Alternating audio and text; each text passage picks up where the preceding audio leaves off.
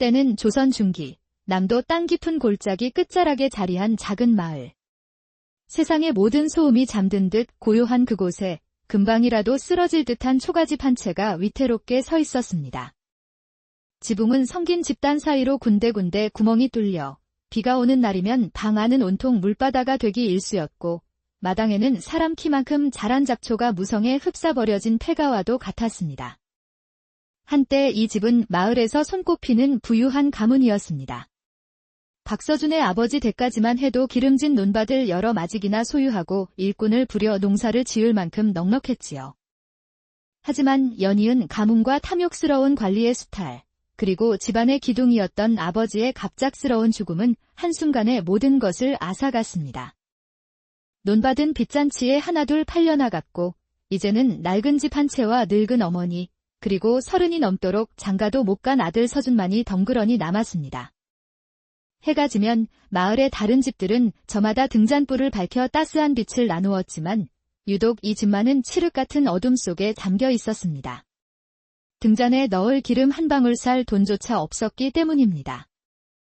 60을 훌쩍 넘긴 서준의 노모는 깊은 주름이 팬 얼굴로 낡은 마루 끝에 앉아 하염없이 한숨만 내쉬었습니다.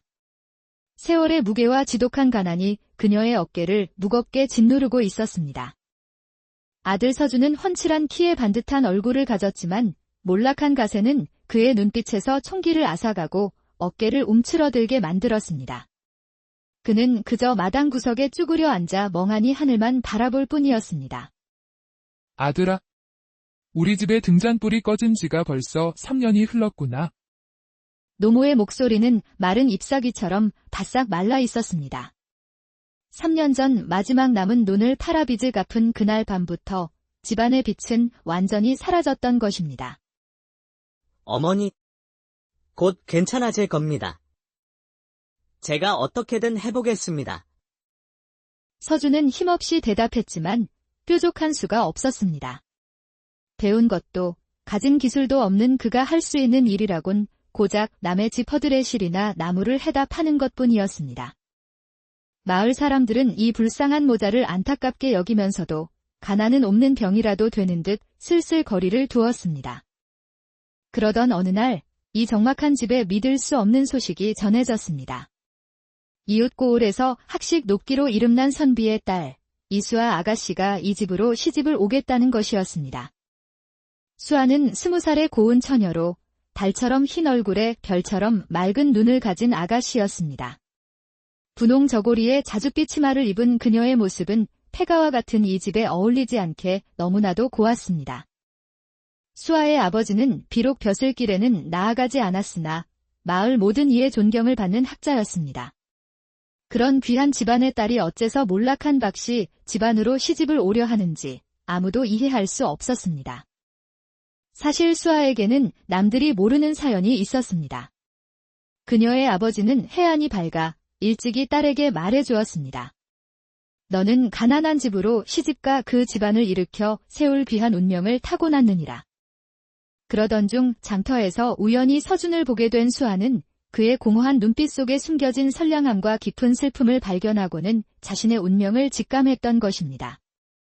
마을 사람들은 이 기이한 혼담에 수군거리기 시작했습니다. 글쎄, 빈손으로 시집을 온다지 뭐야? 혼수는커녕 태물 하나 없이 말이야. 쯧쯧, 제정신이 아니구먼. 저리 고운 처자가 왜 사서 고생을 하려는지. 하지만 수아는 사람들의 조롱 섞인 수군거림에 아랑곳하지 않았습니다. 그녀의 마음속에는 아버지의 가르침이 깊이 새겨져 있었기 때문입니다. 술의 빛은 짧고 등잔의 빛은 길다. 사람을 볼 때도 겉모습이나 지금의 처지만 보지 말고 그 사람의 내면과 가능성을 보아야 하느니라. 혼례날 수아는 정말로 금은보화 대신 보자기에 싼 낡은 책 한 권만을 들고 나타났습니다. 그녀의 아버지가 평생에 걸쳐 정성으로 베껴 쓴 필사본, 청운지였습니다.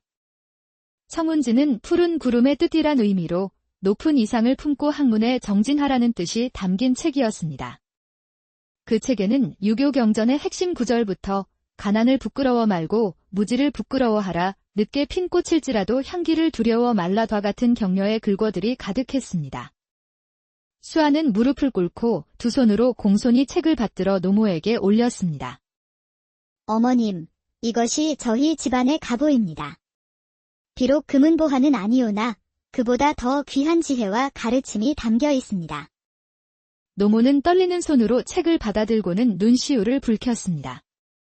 오랫동안 잊고 살았던 정신의 가치를 새 며느리가 일깨워준 것입니다.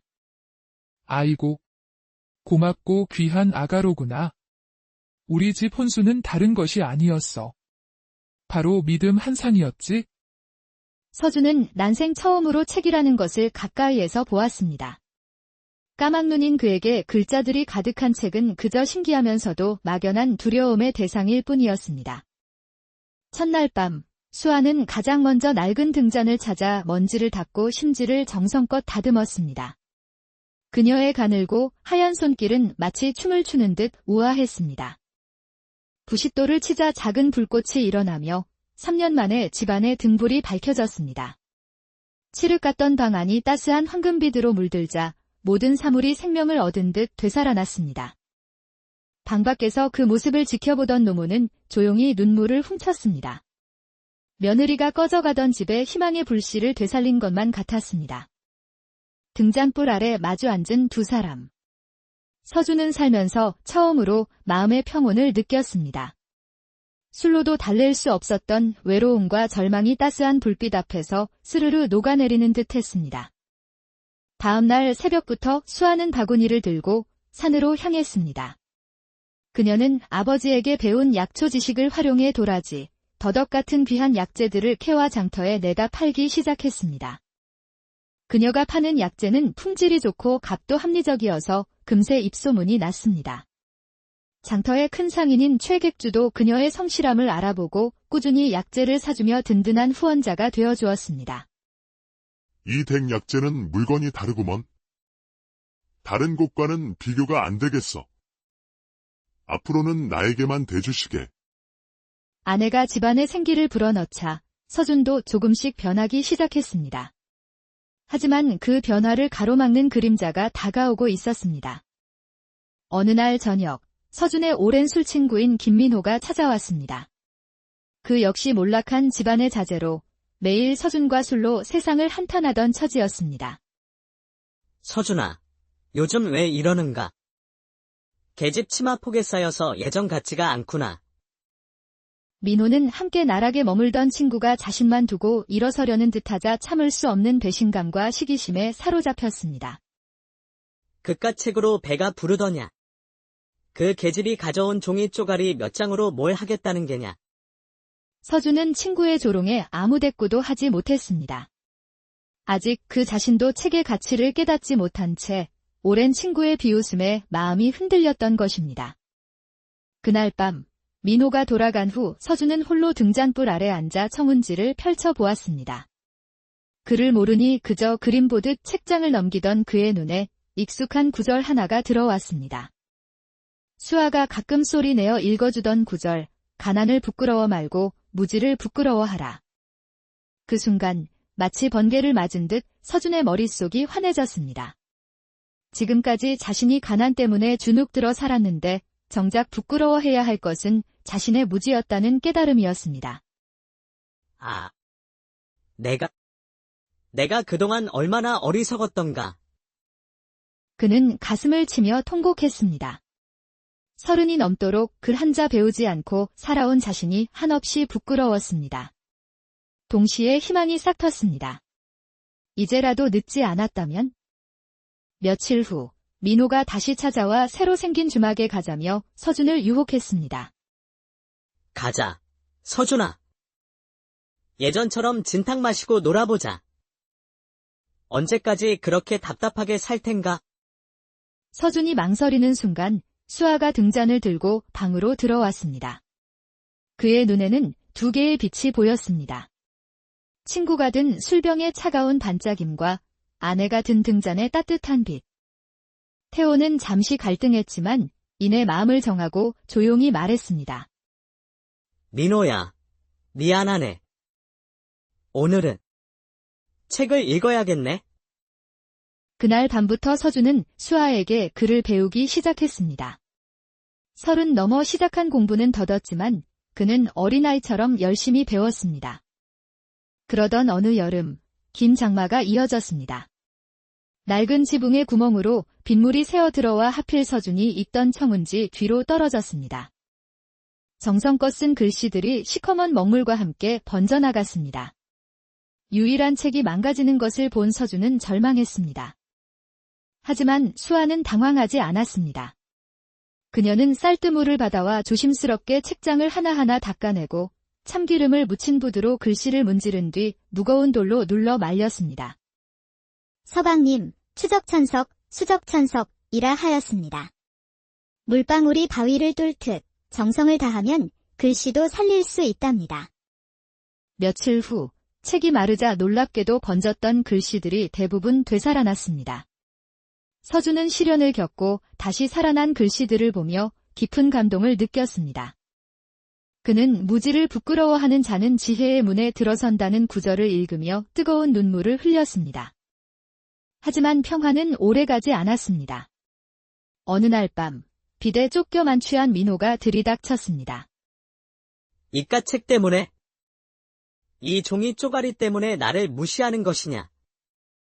자신의 처지에 대한 좌절감과 친구에 대한 질투심에 눈이 먼 그는 들고 있던 술병을 그대로 책 위로 쏟아부었습니다.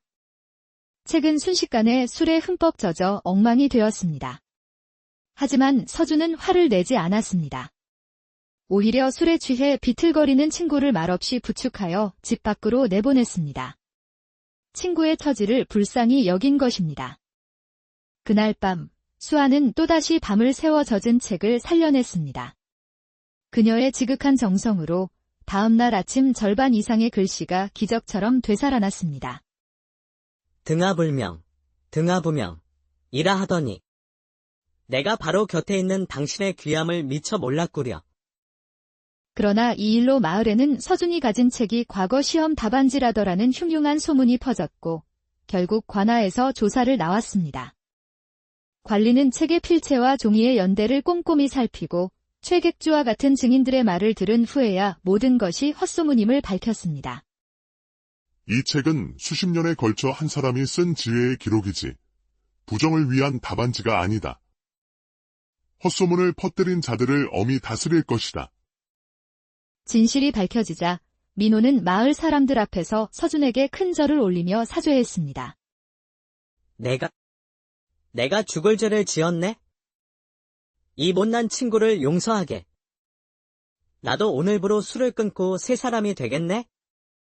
그날 밤, 세 가족은 등잔 앞에 모여 앉아 각자 기름을 한 방울씩 떨어뜨리며 엄숙한 서약을 했습니다.